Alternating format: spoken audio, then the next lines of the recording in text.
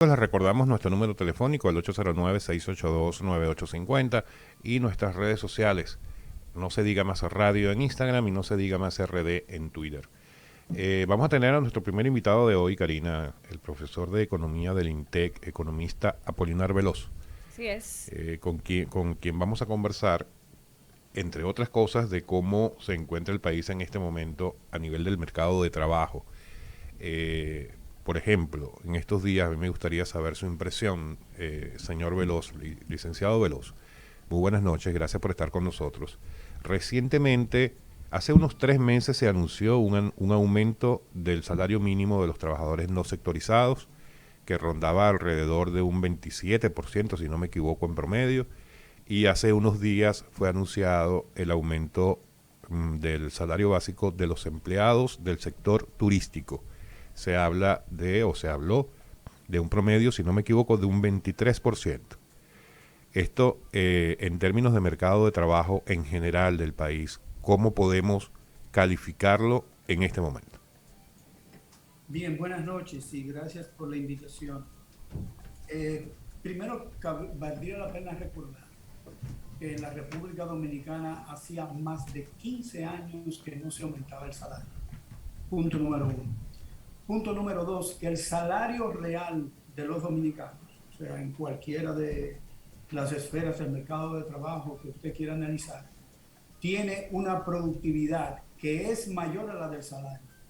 Según el funcionamiento de una economía competitiva, la productividad de los trabajadores debe igualar al salario real. Y no ha sido así. Hay una brecha enorme, no solamente medida por diferentes organismos del gobierno, sino también por el Fondo Monetario Internacional.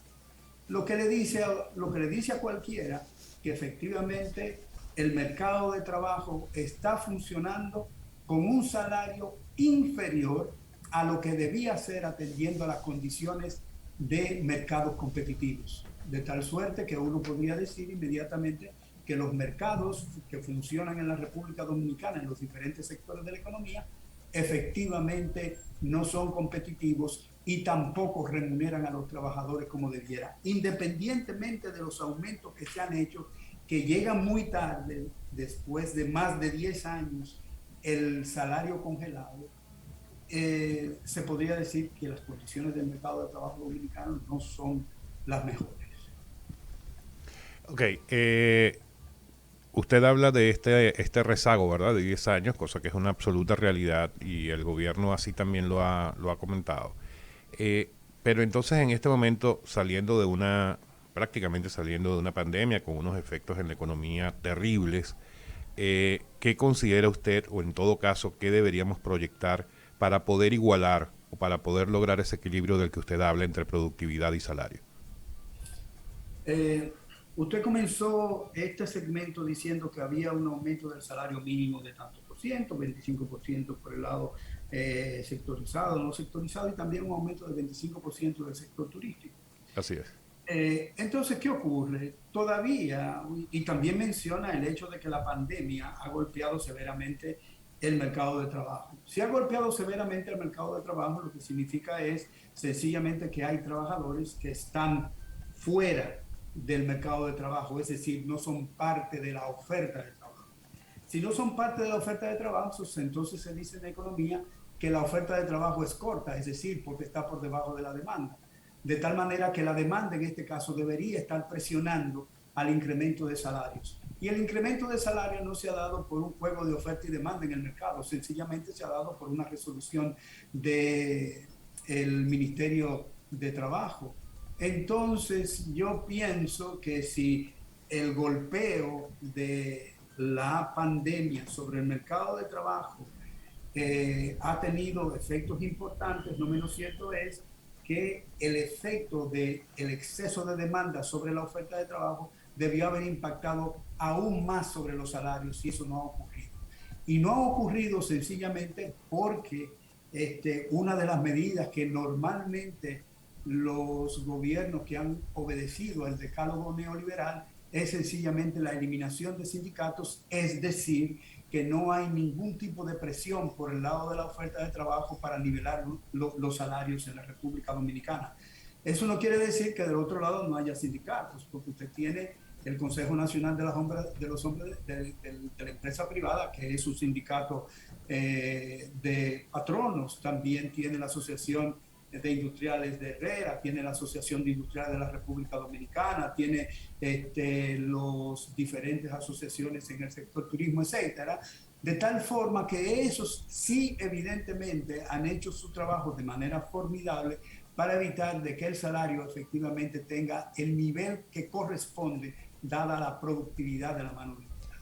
Entonces, no es el hecho de que el sector, el empleo, el mercado de empleo en la República Dominicana anda mal por la pandemia, no ha andado mal hace muchos años. Y sencillamente esta ocasión ha empeorado el hecho de que hayamos tenido una reducción de los empleos por razones de salud.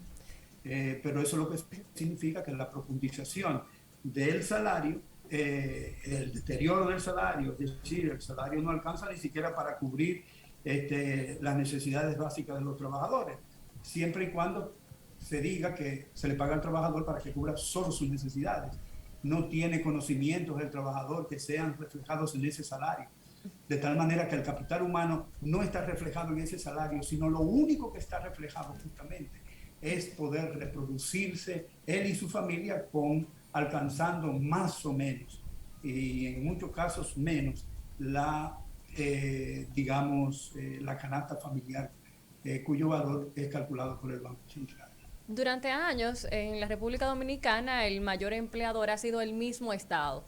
¿Cómo incide esto en el desarrollo del país? Bueno, incide de una manera, digamos, mala para la economía dominicana, porque se supone que el gobierno, los gobiernos deben tener un plan de inversión. Y ese plan de inversión es el que mayor efecto tiene sobre la economía dominicana por dos razones. Primero, porque expande la capacidad productiva de la economía, es decir, la economía es capaz de producir mayor cantidad de bienes y servicios. Y por el otro lado, para crear mayor cantidad de bienes y servicios, necesita mayor cantidad de trabajadores. Es decir, que afecta a la economía por el lado de la oferta y afecta a la economía por el lado de la demanda. Y efectivamente, eso implica para el desenvolvimiento económico del país una mejora extraordinaria. Pero ¿qué ocurre? Normalmente, como los gobiernos han surgido de elecciones que tienen como fundamento el clientelismo político, pues efectivamente dentro del gasto corriente, que es el 96% del gasto total en esta administración, efectivamente lo que usted hace es sencillamente promover un aumento de demanda a través de transferencias en los diferentes programas de ayudas sociales, pago de salario, pago de aproximadamente un 32% de intereses de la deuda pública que tienen un efecto limitado sobre la demanda. Es decir, es una demanda que inmediatamente se realiza, desaparece. No es igual por el lado de la inversión, porque por el lado de la inversión, el hecho de que se expanda la capacidad productiva del país tiene una duración en el tiempo, lo que no tiene el gasto corriente. Entonces, el gobierno lo que ha hecho en este momento para reducir el déficit público ha dejado de gastar, y en el gasto de capital tiene aproximadamente una ejecución del 5%, 4 puntos y algo por ciento del total del gasto del gobierno, de tal manera que ha tenido un efecto muy negativo sobre la política fiscal de la República Dominicana. ¿Cuál entonces, desde su punto de vista, debería ser? Entiendo que lo está calificando negativamente la gestión de la economía en este gobierno. ¿Cuáles serían entonces las medidas que, en caso de que usted tuviera la decisión, llevará adelante de manera distinta? Mira, lo primero que es la reforma fiscal es obligatoria, no es que era, no, es obligatoria. ¿Por qué? Porque de un lado existe una estructura de gasto público que no corresponde a una estructura que puede estimular el crecimiento de la economía dominicana, y eso hay que cambiarlo.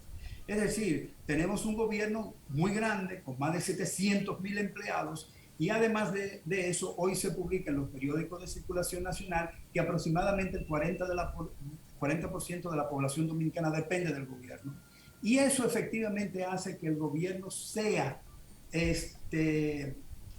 digamos, desde el punto de vista de la inversión, un inversionista malo, es decir, no dispone de los recursos suficientes como para hacer la inversión que precisa la economía dominicana para crecer a los niveles, digamos, adecuados durante este momento. Primero, ahí están en el gasto tributario, por ejemplo, para este año son 217 mil millones de pesos, que es un regalo que le hacemos los que más pagamos impuestos, que son los consumidores, a los empresarios. Pero de la misma manera, la ley de zona franca, la ley de turismo y las leyes que protegen a todos los empresarios con exenciones fiscales es una transferencia que hace la gente, es decir, las familias, a los que más pueden.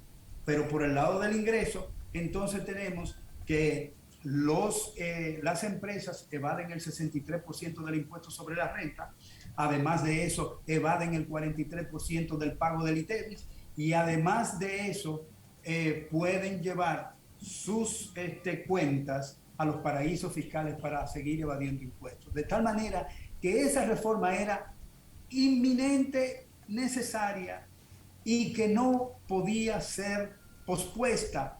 Lo que ocurre es que la propuesta del gobierno de reforma fiscal era una respuesta a esta crisis que favorecía sencillamente a los que no han contribuido con el crecimiento y el desarrollo económico de la República Dominicana, con los empresarios. Los empresarios, esos fundamentalmente, son los que más beneficios tienen de la política fiscal. Pero alrededor de 10 millones de dominicanos efectivamente no tienen esa gracia. Porque tienen un sistema de salud malo, tienen un sistema de educación peor, no tienen seguridad ciudadana y la economía fundamentalmente carece del liderazgo que pueda llevar a una economía por sendero de desarrollo. El gobierno no tiene idea de largo plazo, tiene ideas de corto plazo, y el desarrollo se fundamenta en ideas de largo plazo. ¿Qué quiero conseguir para la sociedad dominicana en 20 años? Licenciado, sí. Escúchame que lo interrumpa, pero Apolinar, entonces... Apolinar. Ok, gracias. Pero entonces, cómo se entiende que, por ejemplo, las empresas calificadoras de riesgo a nivel internacional, que es uno de los parámetros que uno podría considerar importante en términos de economía, de macroeconomía de un país, mantengan la calificación de República Dominicana como estable y en todo caso positiva, para sobre todo como un mercado atractivo para las inversiones? O sea, ¿cómo se mantienen los niveles de macroeconomía como se han mantenido, aún con todo y pandemia? Ya, ok. Usted sabe que los prestamistas son los que pagan las agencias calificadoras. Usted debe recordar justamente que las calificadoras de riesgos en el año del 2008 calificaron muy bien los bancos que quebraron y las empresas que quebraron en los Estados Unidos. Eso lo sabe todo el mundo. De tal manera que no se me ocurre pensar que un indicador de buen funcionamiento de una economía sea por una calificación de riesgo. De todas maneras, yo tomo su palabra y la calificación de riesgo de la deuda dominicana es BB-, que quiere decir una deuda especulativa altamente volátil. Eso es lo que dice la calificación, tanto de Fitch, tanto de Standard & Poor's como Moody's. Las tres tienen exactamente la misma calificación, coinciden en eso. Es decir, que la deuda dominicana es muy peligrosa. ¿Y por qué es peligrosa? Justamente por la debilidad fiscal que tiene el gobierno. Entonces, obviamente que ellos no van a decir que efectivamente hay peligros en la deuda. Además, al final, el peligro de la deuda se ha respaldado de manera muy clara, o sea, es una deuda soberana. Antes, Estados Unidos cobraba con cañoneras, es decir, ponía un un barco y sencillamente venía y cobraba. Recuérdese que las aduanas dominicanas fueron tomadas por Estados Unidos en el año de 1916 y regresadas en el 1922, de tal manera que esa es la forma de cobrarse. Ahora no, ahora la deuda tiene que ser pagada porque es una deuda del gobierno, de un gobierno que es soberano. Es decir, que van a tomar cualquier recurso que sea necesario para hacer frente a esa deuda, de tal manera que por esas razones yo no puedo considerar bueno y válido el hecho de que haya calificadores de riesgo, que la paga el propio Estado dominicano, para que digan que la deuda dominicana es buena, cuando ellos justamente habían solicitado al gobierno, conjuntamente con el Fondo Monetario Internacional, que era necesaria la reforma fiscal para evitar cualquier tipo de retraso en el cumplimiento de la deuda dominicana. Lamentablemente se nos acabó el tiempo, pero yo también debo decir, probablemente pueda estar de acuerdo en mucho de lo que usted comenta, sobre todo con el tema de la deuda, pero también me pregunto qué hubiera pasado desde el punto de vista social si esa reforma fiscal se hubiera llevado adelante. No, Viendo mire, ejemplos como el de Colombia, por ejemplo. No, es que Colombia la planteó mal y aquí no se podía plantear mal, sobre todo porque este gobierno viene con un apoyo de un movimiento social, Marcha Verde, que lo que había pedido era fundamentalmente en el aspecto fiscal justicia. Y el gobierno, cuando soltó aquel, digamos, reforma que filtró, la filtró sencillamente diciendo que iban a poner impuesto a la gente. Por ejemplo, a los ciudadanos, a las familias, le iban a poner un impuesto de 27 al 35%. Sin embargo, a las empresas se le iban a poner del 27 al 30 por 3 años.